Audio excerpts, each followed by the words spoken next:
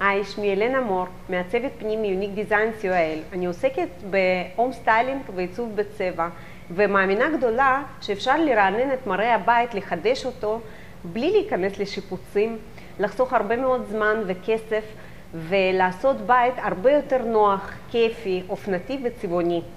לפני כמה שבועות הרגשתי משהו באוויר. אנשים התחילו לדבר איתי על הפסח המתקרב. בוודאי, אנחנו תמיד מופתעים כל פעם מחדש כשחגים מתקרבים, כאילו לא ידענו על זה קודם, הרי זה אף פעם לא בא בהפתעה.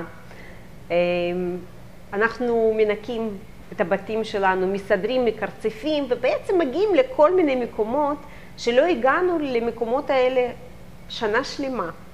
הרבה פעמים קונים כל מיני דברים, פריטים חדשים לבית, אפילו לפעמים רהיטים, ויש אמונה שאני חושבת אמונה מאוד מוצדקת, כאשר אומרים שלרענן את הבית באמת בצורה אמיתית אפשר באמצעות צביעה מחודשת של הבית. אז בדיוק בשביל זה, לקראת פסח 2012, הכנתי לכם מדריך לרענון הבית באמצעות הצבע, בו תוכלו לגלות את כל הטרנדים הכי חמים בעולם הצבע בשנת 2012-2013. תוכלו להיחשף לסוגי הצבע, ליתרונות וחסרונות של הסוגים של הצבע. תוכלו לדעת איך לרכוש צבע נכון, תדעו גם איך לצבוע את הבית. כל מה שעליכם לעשות כדי לקבל את המדריך שלי זה למלא את הטופס שנמצא מתחת לסרטון, ומיד לאחר מכן תוכלו לקבל את המדריך לרענון הבית לקראת פסח 2012.